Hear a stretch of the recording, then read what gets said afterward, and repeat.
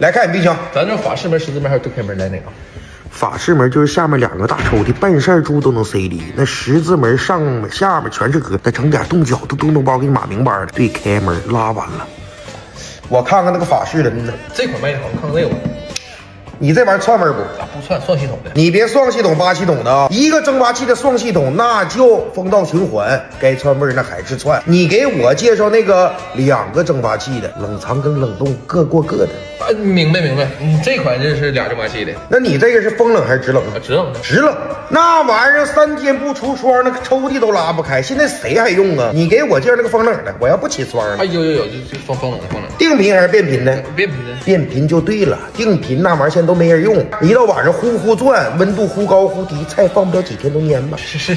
你这面板什么材质的？玻璃面板。